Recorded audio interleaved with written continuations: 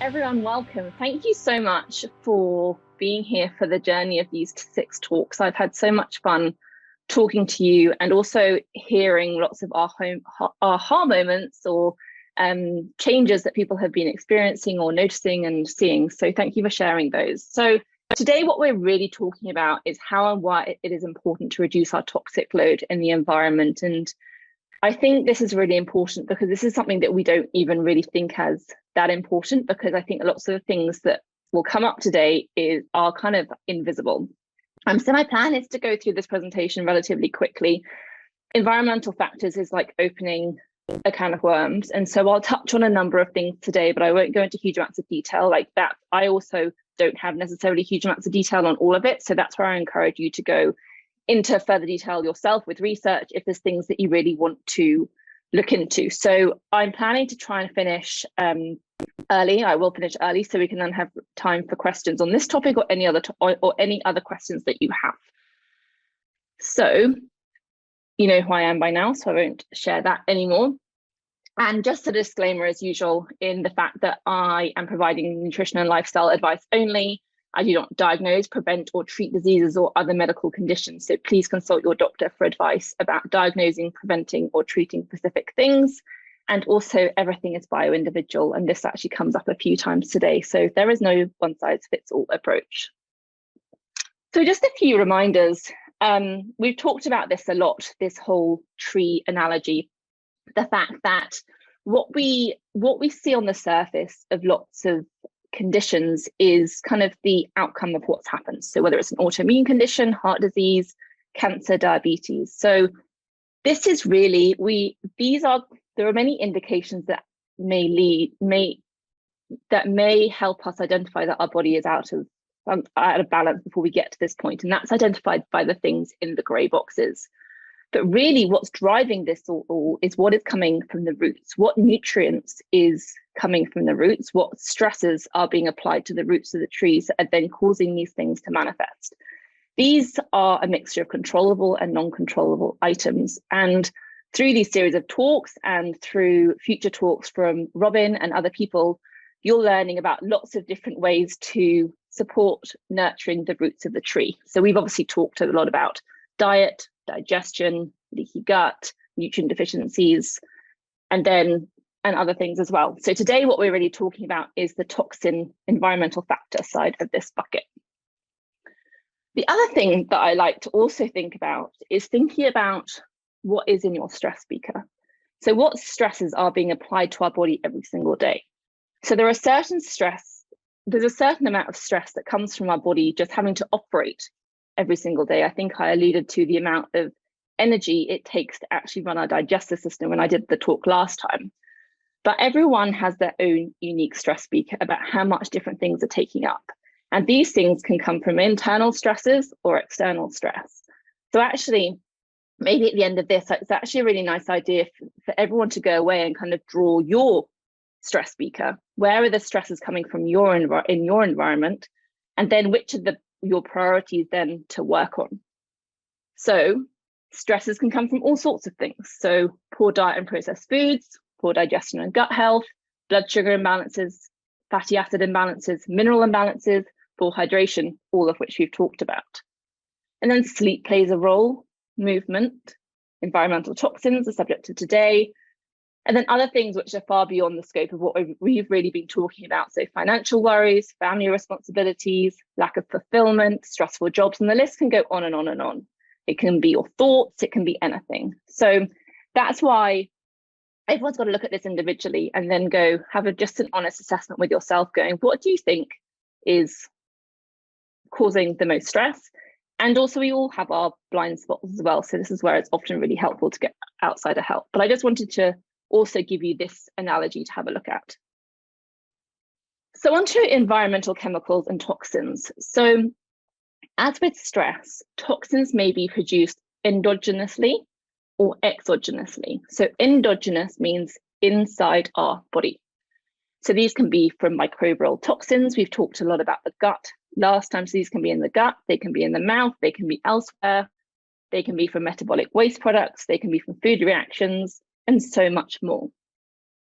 Exogenous toxins are ones that come from outside our body. So these are chemicals from the environment, pesticides on foods, but these actually can also include, which may be a bit far-fetched for some people, what we call intangible elements. So poor sleep, movement, stress, and other things. So today we're going to be talking about the exogenous toxins that are in our environment, mostly in the form of chemicals. And so toxins are substances that interact with our body in a harmful way. They can cause a myriad of issues, and I've listed some of these here. So oxidative stress, genotoxicity, epigenetic disruption, which we talked about, is how actually some of our genes can be turned up or down by our environment. Endocrine disruption, so this mimics or breaks down or interrupts our hormone regulation. Enzyme inhibition or disruption, dysbiosis, so that's an imbalance in the gut bacteria. Displacing structural minerals, so many things like heavy metals can actually displace our healthy minerals in our body, or they can also impact our ability to detoxify. So in Canada, Australia, and Europe, we're lucky in a way because our regulations are based on the precautionary principles. So in a way, things are treated as guilty until they're proven innocent. And this is very different in the US, where it's the opposite way around. You have to provide proof that something's harmful before it is taken out. So it's just good to bear in mind, but that being said, even within our regulations, there's still lots of things that are allowed that I would call really questionable. And safety isn't really a straightforward concept because often safety studies are done on one thing for a short period of time, not necessarily long-term. It's not done in conjunction with everything else that we are also experiencing at that same time. And we haven't done studies on things. Often studies may be done by companies that produce things. So you just got to be really mindful if you see studies, just question it a bit and look into it. So toxins in our modern day world, they're increasing in number in our environment hugely every single day. And often I like to call these invisible. So they're often things that we can't see. So often, because we can't see them, they're not at the front of our mind. In our body, what often happens is if we ingest toxins, it wants to tuck it away from vital organs in our body. And so it doesn't affect the main functioning of our body. So what it often does is it often puts our toxins into fat cells. And so actually a reason why people may struggle to lose weight sometimes is because they've got lots of toxins that are sitting in their fat cells. And so their body doesn't deem it safe for them to be released. Or what can happen is that people suddenly lose weight really quickly and they get very sick. And that could be because they are releasing the toxins and they're just circulating in the body with nowhere to go, which is really important that if anyone goes through any detoxification protocol, that you make sure what we call the detox pathways are open, that we'll talk about in a second. They are a source of stress for our body, so they contribute to this stress beaker, and that can impact our digestion, it can impact our blood sugar, it does all sorts of things. And then also increasing studies, and studies even done 20 years ago now, are finding lots of more chemicals and things like umbilical cord blood. So it just shows how rampant chemicals are really in our environment. They are being increasingly thought that they're being increasingly scrutinized about our role in health and in lots of different areas. So we want to both reduce exposure to environmental chemicals as well as support detoxification. And there are many ways to support detoxification by just generally improving the function of your body through everything that we have talked about. And I've written here, no juice fast required. People think that you only detoxify when you go on some sort of extreme fast or juice diet, and that is not required. Like, as long as you're supporting digestion and other things, you can support your body to naturally detoxify. So we'll talk about these things now. So body's detoxification systems. So most people think of the liver as the main detoxification organ, which it is. So what this does is it filters and it also transforms toxins for removal. So what often happens for a toxin before removal is it changes form. So it changes form into one thing. And when it's in that state, it's often more reactive or toxic than it originally was.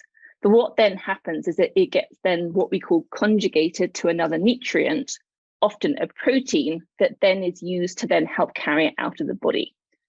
And often what can happen is that we have the first stage of this process happening well, but the second stage of this process doesn't happen well, maybe due to nutrient deficiencies. And that's actually when we're becoming more toxic by trying to detoxify.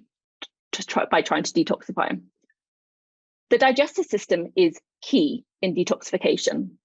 So as we talked about in our last talk, our intestinal lining is really, really good when it works properly in stopping toxins get in. So you want to make sure that's working well. But ironically, toxins can affect the functioning of the lining. So you can end up in a bit of a vicious cycle if you're not careful, because toxins can damage the lining and then they will get into the body.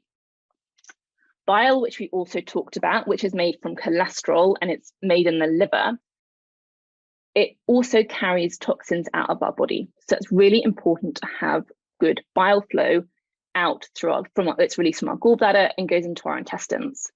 And then it travels through our intestines and then is excreted via stool. And so if someone has something like chronic constipation, what often happens then is because transit time is increased, we can actually increase the reabsorption of toxins into our body. So by supporting the constipation, we're also supporting natural detoxifications of our body.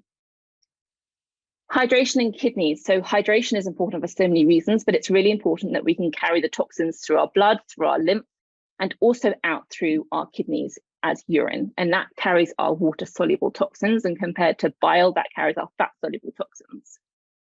We get rid of toxins through sweat and perspiration, through our lungs. So we toxify through our breath. And actually, what's also really good is that if we focus on deep breaths and focusing on long breaths to get us in the parasympathetic state, when we're in the parasympathetic state or the rest and digest state, this is when our things like detoxification, immune function, reproductive function, digestive function, these are all prioritized in that state. A nutrient-dense diet is required to conjugate toxins, so help remove the toxins from the body. They're also needed to make bile. As I said, bile is made by cholesterol, but cholesterol can be made either internally or some of it can come from food.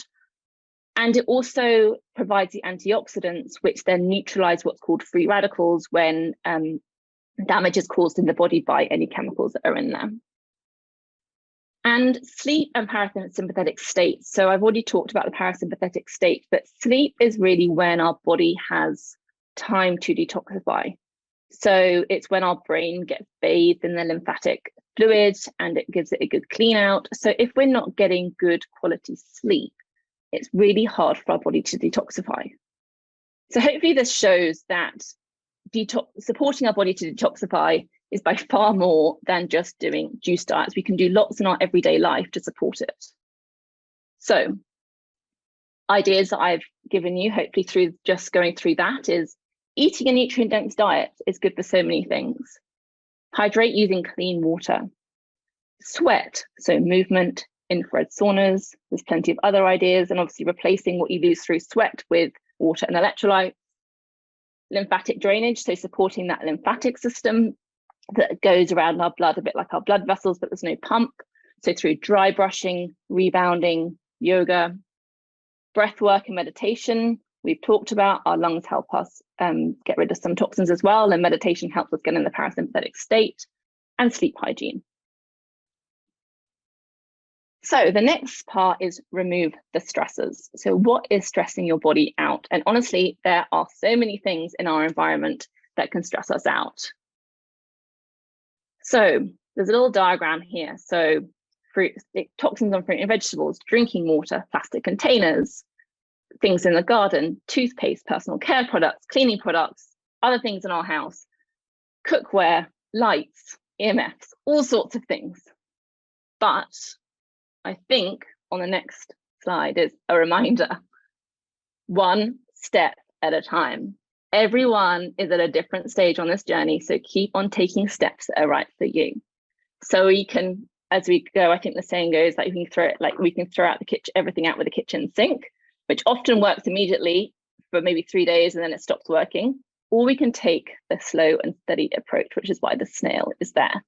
So as I go through this, I would recommend just everyone thinking about where are they with each of these different things and approach them one by one. Don't get rid of everything in your house this evening, please. Otherwise, I'll be in lots of trouble. So remember, this is a journey, and please save this material and use it as reference material into the future. So 1, food sources. We have talked a bit about this to date. So crops can be heavily sprayed with herbicides. Pests can be given hormones to promote growth and also be given a lot of antibiotics. And they're especially given lots of antibiotics when they are grown in an environment that's not natural for them. So if animals are in feedlots, for example, or if they eat a ruminant animal is not eating things that a ruminant animal should eat. They're then given antibiotics then often to stop disease because they're not eating things they normally should eat. And I didn't really realize till a few years ago, actually, but the vast majority of antibiotics used in the world are actually on animals. So these toxins can accumulate in the food chain, and they also accumulate in fat. So fatty cuts of meat, animal fats, and also fish. There's increasing genetic modification of food, and the science on that is not conclusive, but it's also, some of it is not that great either. And I think the thing with the genetic modification of food, I think it's watch this space, but I think just to be aware, I think there's going to be increasing amounts of foods that are genetically modified in our food system that we don't even realize are genetically modified because governments are changing the legislation. So we actually don't necessarily know, and it may be a natural part of our food. But I still think it comes with risks, but it's not yet that conclusive yet. There's also a copious addition of chemical preservatives, additives, food colorings, and flavorings in the food supply as well, which contain a whole myriad of chemicals we don't really know fully what do. And also, if you think about it, what's happened in the past, many things have come into foods and then been taken out. Like cocaine used to be in Coca-Cola and all sorts of other things. And we've often learned from our mistakes and then taken things out. For example, look what happened with things like nicotine. So food quality is really important. And this is the biggest thing here, is buy the best you can afford. And obviously, everyone's got a different amount of disposable income. Personally, I prioritize a lot of my money to go on food, but obviously everyone's got a different budget, so please focus on what you can do.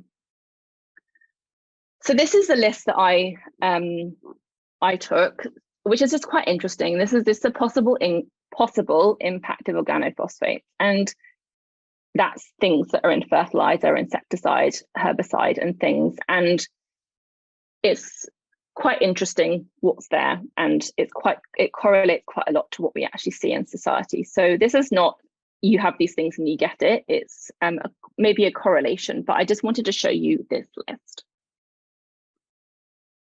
So tips with fruit and vegetables. So try and buy local and seasonal where possible.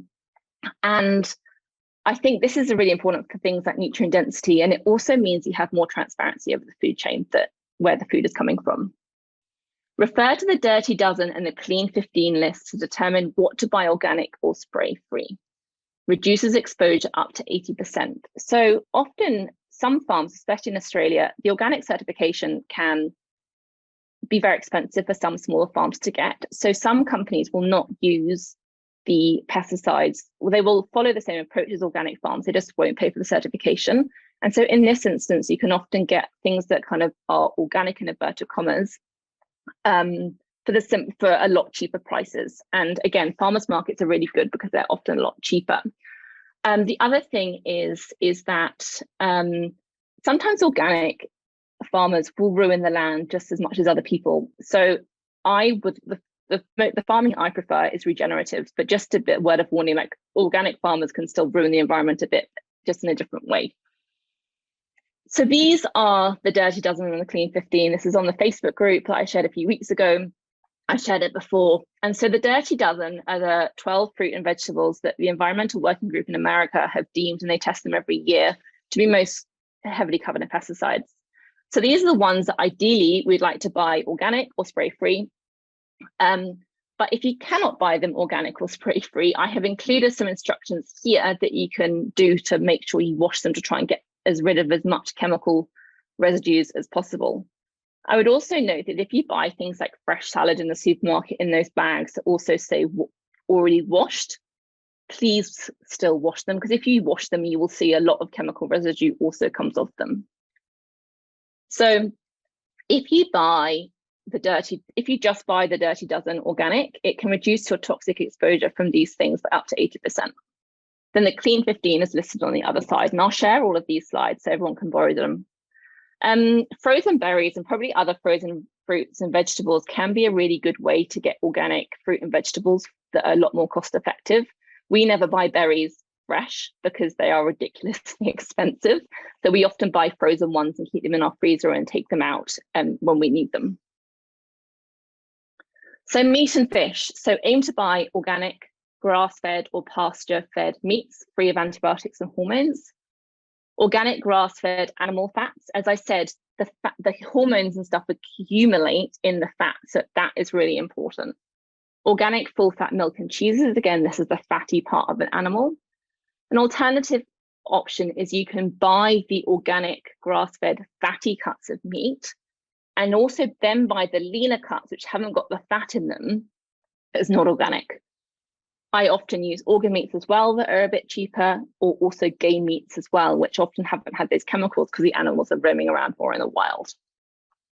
Aim to buy sustainably caught wild fish, or the smaller fish that don't accumulate toxins. So the big fish like tuna can obviously higher up the food chain, and so they can accumulate things like mercury and everything else that have been in the food chain up to them, and because they eat such a large amount, they all stop there. Things like sardines and mackerel, they're also really high in omega-3 fatty acids, and they're also relatively cheap. Sardines, I'm a big fan of them. I know some people aren't, but if you aren't, give them another go. If you barbecue them, they can honestly be really delicious. You just have the bones to deal with. As I said before, know your butcher, fishmonger, or buy directly from the farm. Anyone in Sydney, we actually get a lot of our fruit and vegetables for a farm in the Central Coast that deliver directly to you, which then obviously cuts down on the whole food chain. It's called Full Circle Farm. And there are many of them. There are many farms that will deliver Australia-wide, and I'm sure there are in Canada as well. Some people will also have a big freezer, and then they buy a whole animal or share a whole animal between friends to make it a lot more cost effective. Eating this way will also support the environment, but it is a bit of a tricky topic though, because sometimes the way that subsidies work, it sometimes means that that farmers are not necessarily incentivized through subsidies and stuff to work this way. Obviously, someone like Sarah is way better to talk on this than me, but I just wanted to put that point out there. Just a few other foods to talk about. There are a million and one more I could talk about, but just a few for today. So soy products. So soy and some then other foods, so things like flaxseed, are what we call like a xenoestrogen. And what this means is it can act like a hormone in your body, and it can impact hormonal signaling. And so also soy can be highly sprayed with pesticides. And as a result of this, like soy can be healthy if you have it in a small amount. But I would always recommend that you eat it organic, and you also buy a fermented form. You will remember that I've talked about the seeds and the legumes and the nuts that have the protective layer around it, and soy is the same thing. So when you ferment it, it will make it more easy to digest. So buying forms of soy like tempeh or natto are a lot better than having other forms of soy that are not organic and they're not fermented.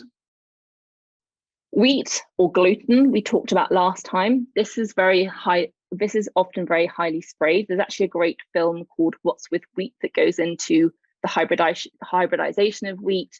There's the heavy spraying of it with herbicide, and that's called glyphosate, which has actually been now ruled to be, I think, a carcinogen in America. And that's what's the main ingredient in Roundup.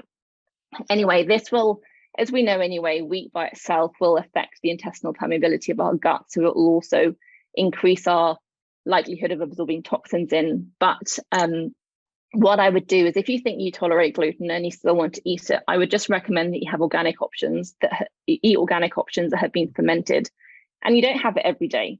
Our ancestors wouldn't have had gluten every day. So I think we are used to now, if we eat bread, to having it every day for breakfast. And I would challenge people to try and move away from it a bit if they can.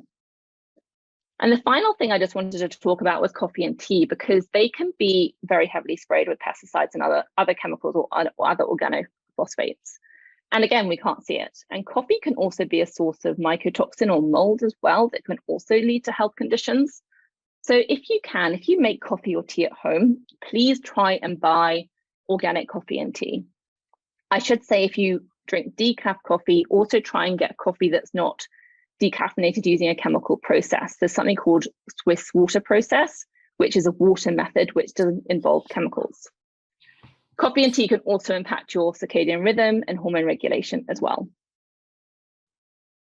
So remember, one of my favorite things, be an ingredient detective. So on other foods that are kind of out of the list we've just talked about, just keep on looking at those ingredients, look at the chemicals, can you look at other things in food, can you recognize the ingredients, and try and over time to slowly reduce the number of things that are on the labels of things that you eat.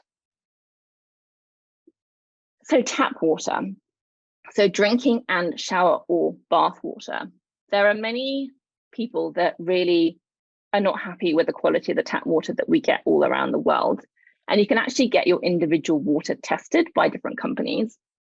And in our water, there is microplastics, there is fluoride, and there's fluoride is obviously, there's part of the dental side, as people say, it supports health of teeth. But also on the other side, it also can be, it's called a neurotoxin, and it can affect thyroid function because it displaces iodine. Can be aluminium in our water, chlorine, which can act as a disinfectant in our stomach and kill our microbiome. And like small residues of medications are often also found in our water that have come out through urine and then gone through the water system, haven't been totally filtered out. This is important for drinking water and then also for shower water and bathing water, because our skin is such a big organ. I would recommend for anyone and everyone to at some point invest in a water filter.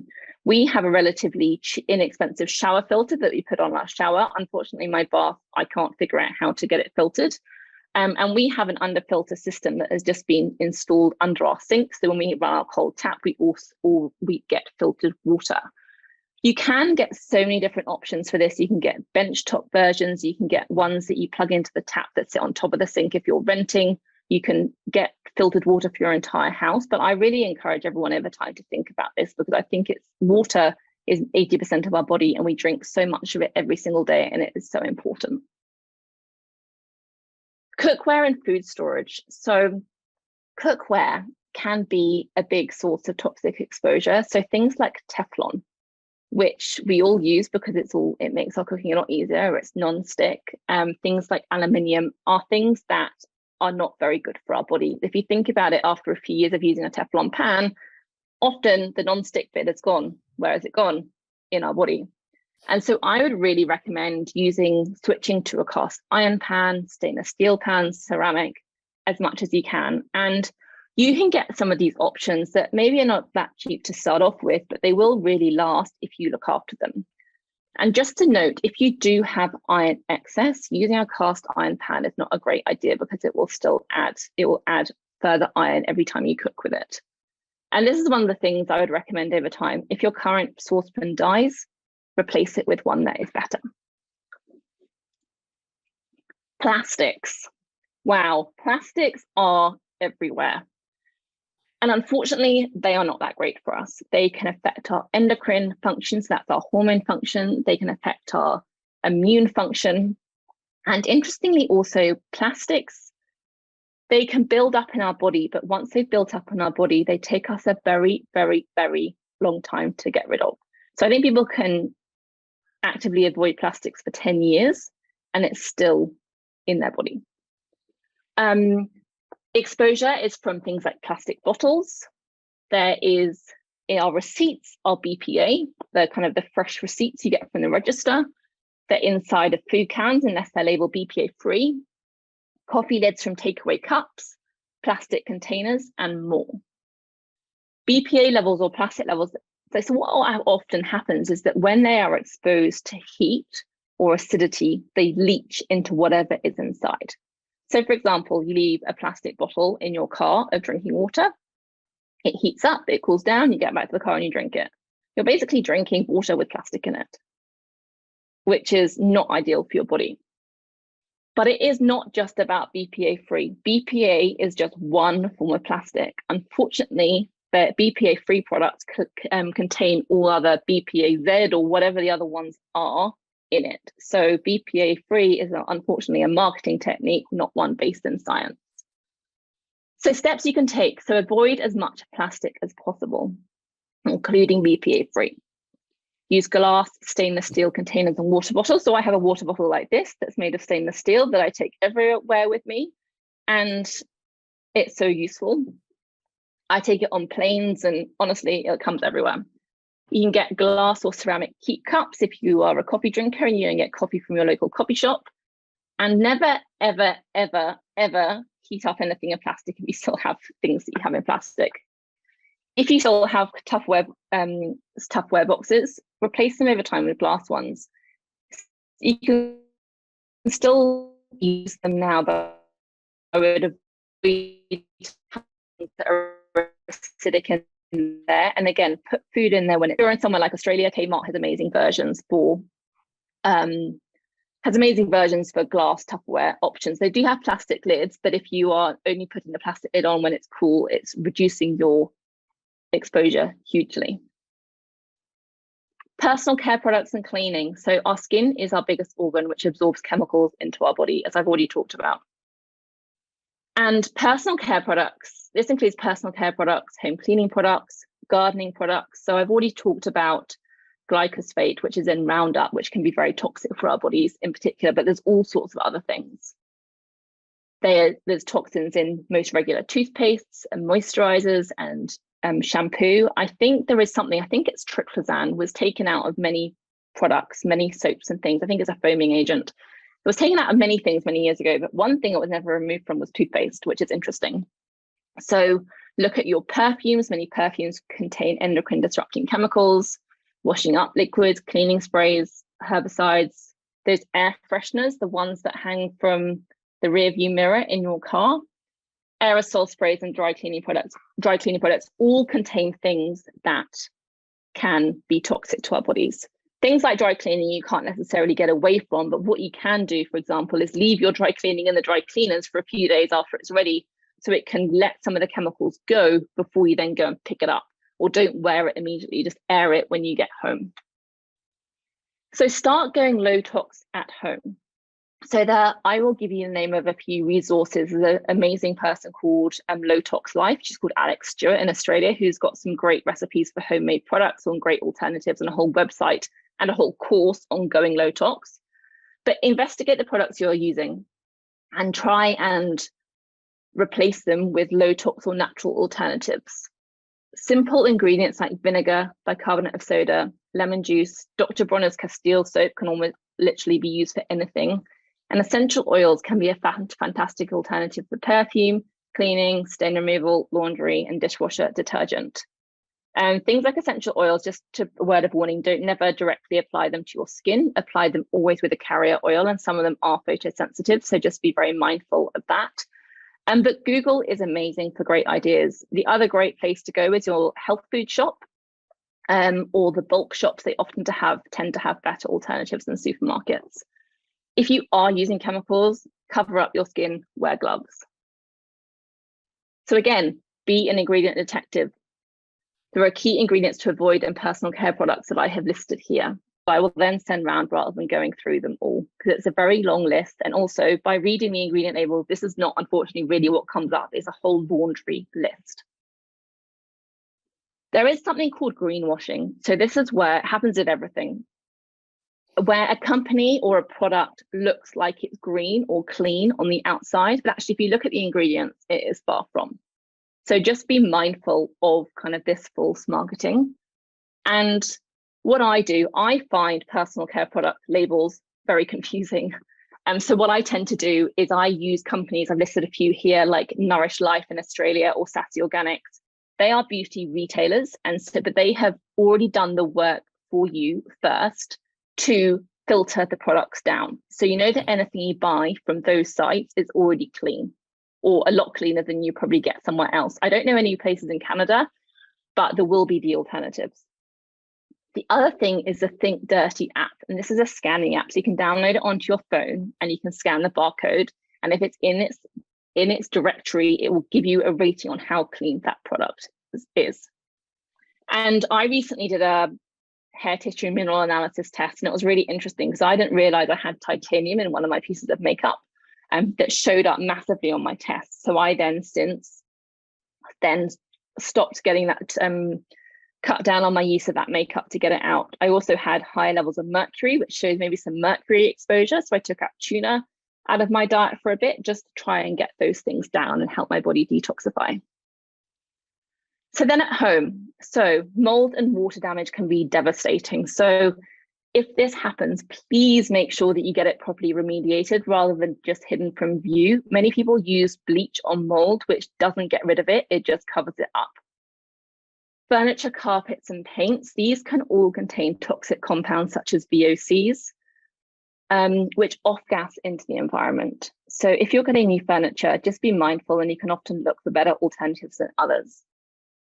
What you can also do is when you're at home is regularly open the windows at home, use an air purifier, and have a HEPA vacuum cleaner. So the HEPA is the grade of the filter. That means it's what's on airplanes and in dental surgeries and things. And use it regularly. So just carpets in general can hold a lot of dirt from the outside. And the other thing that's probably not on this list is take your shoes off. Use your outside shoes for outside and use inside shoes for inside. And that will help stop the transference of things from the outside, like heavy metals and other things, dog poo or anything that's picked up. Just a few more things. So EMFs is something that's not really talked about. Some people may think it's woo-woo, but it's really important to consider. So non-native EMFs. So our planet, our solar system naturally produces EMFs, and EMFs have been fundamental in science and all sorts of things. And so I'm not saying they're all bad, but we have got increasing exposures to non-native EMF sources in our environment. If you look at this list, how many of these things were around 10 years ago, 20 years ago, 50 years ago? So not really very many. So we don't really know the long-term effects of them. And so I'm not telling you to go and live off-grid in the middle of the countryside. You can if you like. But what they can do is, what they think is that they have differing effects on particles that they pass through. They have certain waves of EMFs have the frequency to break bonds between molecules and damage certain structures. And it is thought that effects are secondary. So what this means is they're influencing biological changes within cells, ultimately impacting organs and system function. So impacting our health, basically. But again, impacts are bio-individual. It depends on genetics, nutrient depletions, diet, the type of exposure, the duration, the amount of other stresses, and the general amount of stress the body is happening. So everything that you're doing to improve your health is really helping against EMF exposure. A few suggestions for you to consider are: turn your Wi-Fi and other emitting devices off at night. I slept with I now hate to think about it, I had a Wi-Fi router under my bed back in 2015, and that year I got very, very, very sick. So I do wonder, it probably wasn't the only cause, but I reckon it didn't do my health any favors. So do not keep phones in pockets or use an EMF and probably use an EMF protective cover. Do not have Wi-Fi routers or other emitting devices out. Sorry, I should say do not have, there's a misspelling. Don't have Wi-Fi routers or other emitting devices in your bedroom or where you're sitting for long periods of time. So your bedroom is where you detoxify, so you do not want these things there. So finally, blue light. So blue light naturally comes from the environment, but it's also in all of our lights and our devices that we have. It's emitted from computers, devices, light bulbs, and it disrupts our circadian rhythm, which impacts our hormones, our immune regulation, our sleep. And so it's really important to take steps to avoid this environmental factor. So avoid using devices after sundown, and definitely the 1 hour before bed. Use blue blocking glasses or use a night shift mode on your devices. So whichever many devices either have inbuilt ones or ones that you can purchase separately through an app, for example. You can also use twilight or nighttime light bulbs. So what these do is they actually take the blue light out. So they may take the blue light out, or they may take the blue and the green light out. So we have in our living room twilight light. So they've taken the blue light out, so they're a bit more orange. Our bedroom, the lights, the side lights look very interesting because they're actually red. And that's because they've taken the blue light out and the green light out. So we don't get like blue light exposure when we're in our bedroom before we're about to go to bed, but we can still see. Oh no, sorry, one more thing, amalgam fillings. So amalgam fillings contain mercury, and a mercury, I won't go into it in detail, I'll leave this for you to read later, but if you do have amalgam fillings, it's really important to consider whether they're affecting your health, because mercury has been suggested by the WHO to not have a low threshold at which adverse events don't occur, and they can cause a whole variety of things. But if you have amalgam fillings and you get them removed, you need to follow a recognized legitimate process to make sure that you get them taken out properly and don't get further mercury poisoning from it. But just one thing to raise awareness. I've got a leaflet here if anyone wants more information on it. But that's it. And I've listed here sources of information that I'll share in the slide pack for people to go and get further information. But so what now? So now what? Again, let's go back to the functional tree. Where are your stresses coming from? Again, the same thing can be related to the stress beaker, considering it from that point of view. And remember, it's the small things that you do every day that make a difference. Pick one thing to start with, make this a habit, and then move on to the next thing. And whatever I put eat, drink, put on my body, I choose it consciously, I enjoy it thoroughly, and then I let it go.